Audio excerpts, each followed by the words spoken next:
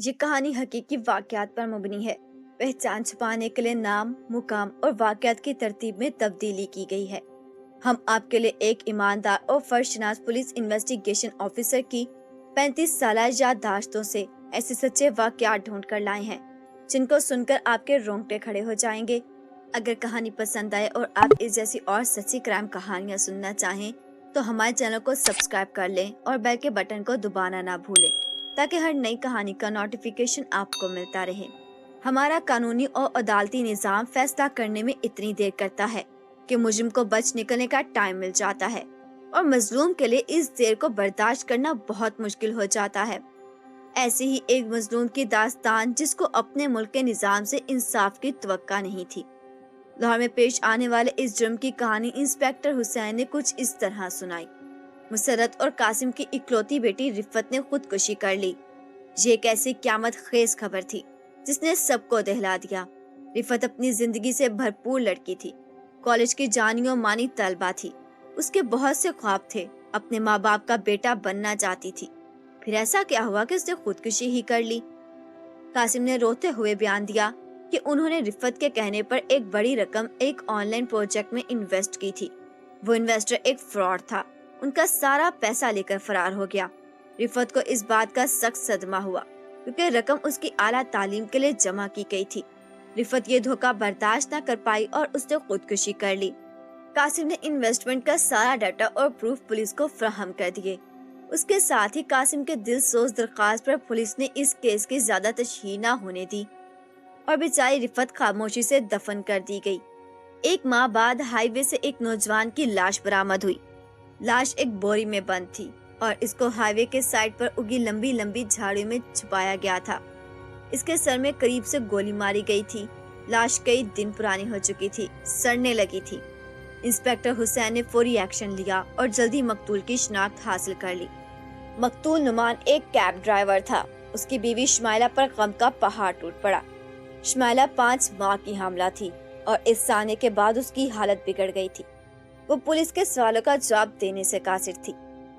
Inspector حسین نے نعمان کے کال records نکلوائے۔ Noman کو دن بھر اس کے کلائنٹس فون کرتے تھے۔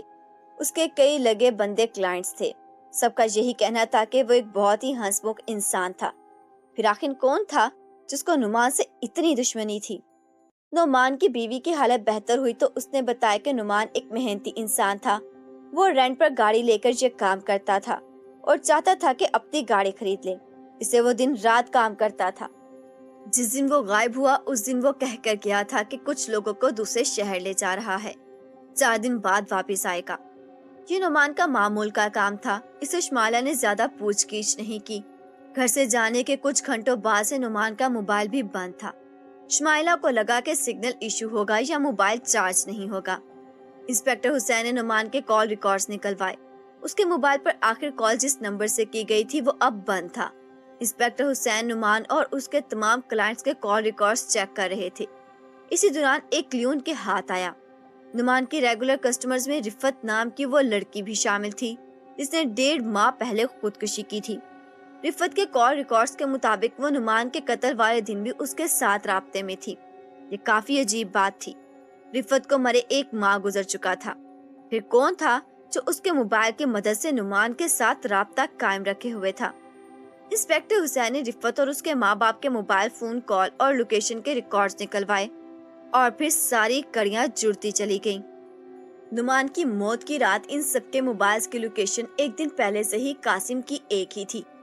نعمان اور رفت اب اس دنیا میں نہیں تھے مگر قاسم موجود تھا۔ انسپیکٹر حسین نے قاسم سے ملنے کا فیصلہ کیا۔ قاسم نے کوئی مزاحمت نہیں کی۔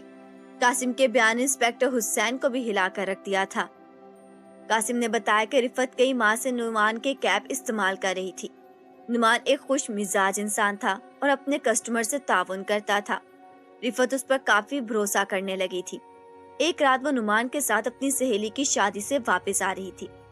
اس رات نعمان نشے میں تھا۔ رفت کو دیکھ کر اس نے نیت خراب ہو گئی۔ ایک سنسان جگہ گاڑی روک کر اس نے رفت کی عزت پامال کر دی۔ رفت نے بچنے کی بہت کوشش کی مگر نعمان پر شیطان سوار تھا۔ رفت کا ریپ کرنے کے بعد نعمان نے نیم بے ہوش رفت کے برہنہ تصویر بھی اتار لی۔ اس نے رفت کو دھمکی دے دی کہ اگر پولیس میں رپورٹ کی تو وہ یہ تصویریں وائرل کر دے گا۔ قاسم اور مسرت پر غموں کا پہاڑ ٹوٹ پڑا۔ وہ فیصلہ نہ کر پا رہے تھے کہ پولیس سے مدد لیں یا نہیں۔ ادھر رفت یہ ذلت اور تکلیف برداشت نہیں کر پائی اور اس نے خودکشی کر لی۔ قاسم اور اس کی بیوی اپنی بیٹی کو انصاف دلانا چاہتے تھے، مگر وہ جانتے تھے کہ اس طرح کے کیسز میں لڑکیوں کی کس قدر بدنامی ہوتی ہے، اس لیے انہوں نے خود ہی انصاف کرنے کا فیصلہ کیا۔ قاسم اور مسرت نے نعمان کے قتل کا اقرار کر لیا۔ قاسم نے بتایا کہ انہوں نے نعمان کو دوسرے شہر جانے کے لیے بک کر لیا۔ قتل کی رات انہوں نے نعمان کو ایک ہوٹل کے باہر بلایا تاکہ نعمان کو شک نہ ہو۔ قاسم آگے بیٹھ گیا اور مسرت پیچھے بیٹھ گئی۔ جب گاڑی شہر کے حدود سے نکلی تو ایک سنسان جگہ پر قاسم نے رفع حاجت کے لیے گاڑی رکوائی۔ جیسے نعمان کی گاڑی کو بریک لگایا، مسرت نے پیچھے سے کلورو فارم میں بھیگا رومال نعمان کے منہ پر رکھ دیا۔ نعمان کے بے ہوش ہوتے انہوں نے اس کو جھاڑیوں میں ڈالا اور قاسم نے اپنے ہاتھوں سے اس کے سر میں گولی مار دی۔ نعمان کو قتل کرنے کے بعد وہ گاڑی موڑ کر لاہور واپس آ گئے۔ انہوں نے گاڑی ایک سنسان سڑک پر چھوڑی اور گھر واپس آ گئے۔ قاسم اور مسرت نے گرفتاری دے دی۔